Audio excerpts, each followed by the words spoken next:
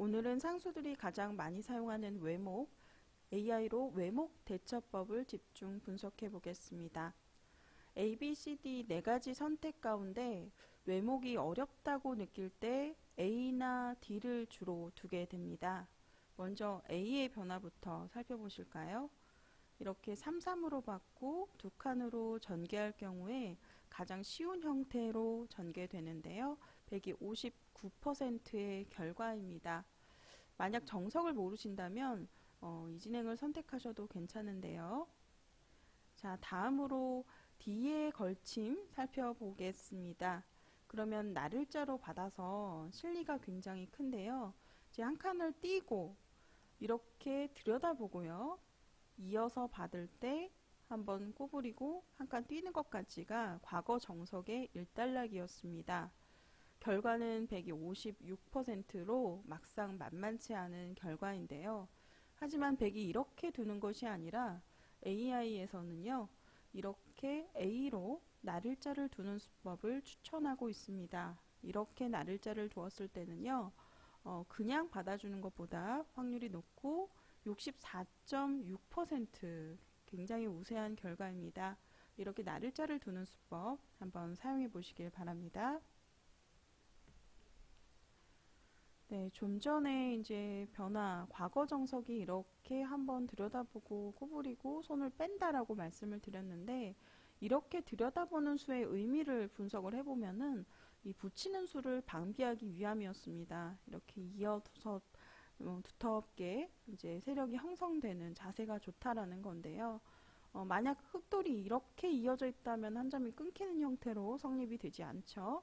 하지만 100이 이제 선수를 잡을 것이 아니라 AI에서는 그냥 A로 나를자를 받아 주어도 실리로 충분하다라는 거죠. 이 결과는 이제 좀 전에 64%로 100이 우세한 결과였습니다.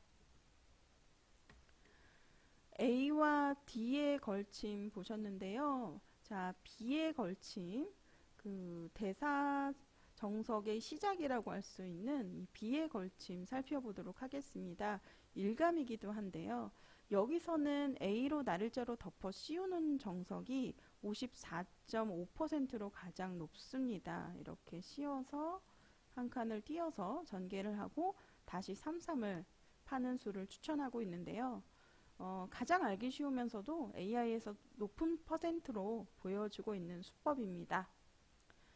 자, 우리가 가장 두려워하는 정석은 뭘까요? 이렇게 나를자로 덮어 씌웠을 때 애호가분들이 가장 기피하는 대사 정석이 펼쳐집니다.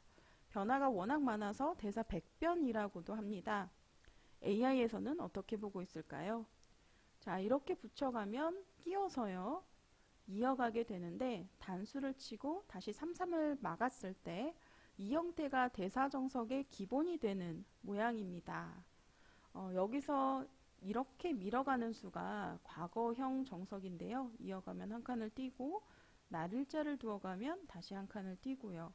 한 칸을 띄면 나를자를 두고 눈목자를 두면 두 칸을 띄는 것까지가 이제 과거 대사정석의 기본 형태죠. AI 돌려보니까 한 칸이 좀 더 낫다고 하더라고요. 물론 지금도 이렇게 둘 수 있겠습니다. 쌍방 호각의 진행이고요. 하지만 AI에서는 더 좋은 수법을 추천하고 있습니다.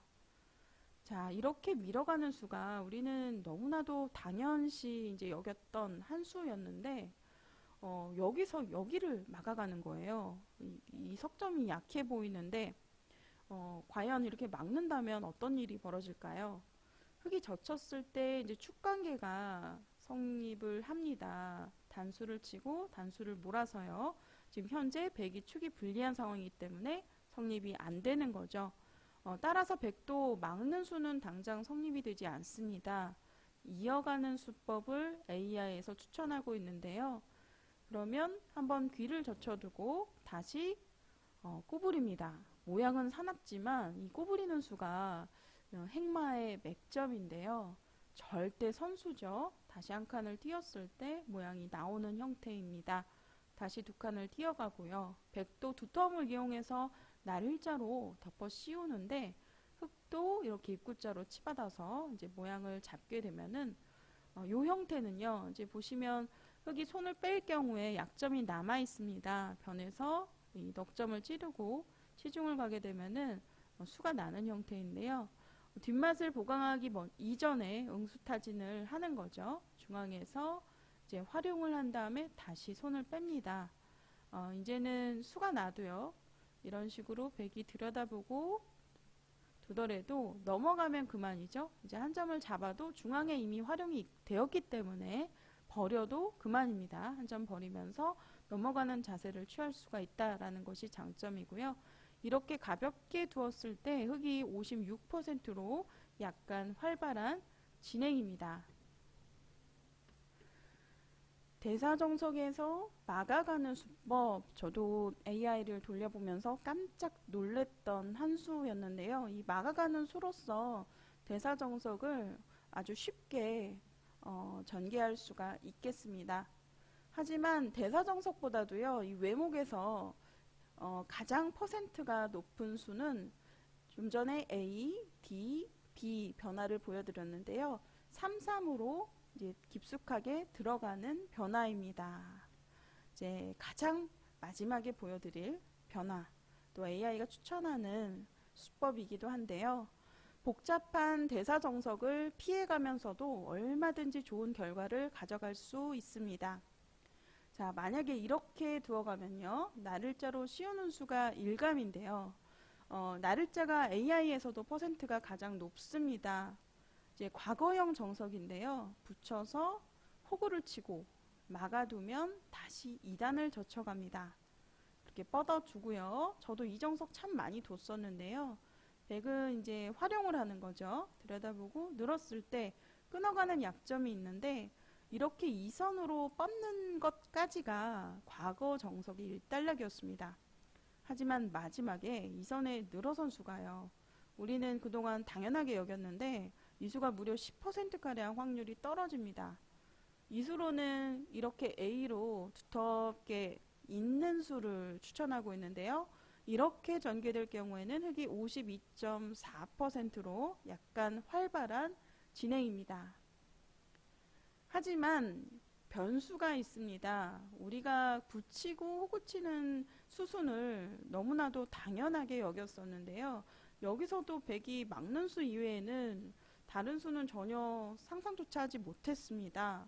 하지만 AI에서는 이렇게 2선으로 단수 치는 수법을 추천하고 있습니다. 이어둔다면요, 중앙으로 호구를 쳐서 뚫리는 형태인데요. 다시 가볍게 한 칸으로 뛰어갑니다. 흙이 중앙으로 뻗어 나오면 다시 입구자로 날렵하게 양쪽 각생을 하겠다라는 의미인데요. AI에서는 지금 이 변화를 두어갈 경우에는 백이 57.3%, 물론 이후 변화 또한 굉장히 복잡합니다만 정말 의외인 것이 이 뚫려주고도 얼마든지 싸울 수 있다라는 거죠. 따라서 이제 흙은 수순을 바꿔야 합니다. 다시 외목으로 돌아가서요. 외목에서는 오늘 이제 외목 대처법 퍼해법인데 C로 들어가는 수가 가장 퍼센트가 높았고요. 나를자로 씌울 때 붙이는 것이 아니라 이제 과거에는 붙였다면 인공지능에서는 이렇게 입구자로 속수 같지만 치받는 수를 추천하고 있습니다. 이 수가 현재 46.8%로 가장 높고요. 백이 받는다면 다시 호구를 쳐서 2단을 젖히면 환원이 됩니다. 정석의 환원이 되는 거죠. 이어둔다면 이제 좀 전에 정석의 변화대로 진행이 됩니다. 이렇게 진행이 되었을 때 흙이 52%였고요.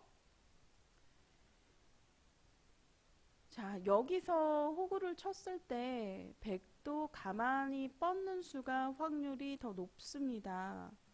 흙이 밀어서 받아주면요. 한 번 더 뻗어두고 다시 나를자로 달릴 때 세 칸으로 벌려갑니다. AI 신정석이라고 해도 손색이 없을 정도로 알기 쉬운 변화인데요. 여기까지 백이 53.3%로 호각의 진행입니다. 네, 물론 57%에서 시작을 하기 때문에 퍼센트가 100으로서는 약간 떨어진 결과인데요. 그 이유는 외목을 두었기 때문입니다. AI에서는 화점이나 소목을 추천하고요. 외목은 두지 않습니다. 외목은 이제 예시에 없는 상황인데, 하지만 이제 바둑을 두다 보면 고수들이 외목을 많이 두죠. 외목을 두면 두려움이 생기는데 대사정석이 복잡하기 때문인데요.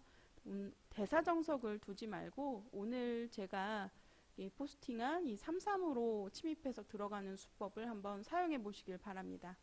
나를자로 덮어 씌워도 이제 화점에 입구자로 치받아서요. 다시 호구를 치고 뻗어준다면 한번 밀어서 다시 나를자로. 정말 알기 쉬운데요. 이렇게 알기 쉬운 선택만으로도 어려운 외목을 쉽게 대처할 수 있다는 거 잊지 마시고요. 오늘 영상 도움되셨다면 좋아요, 구독 부탁드립니다.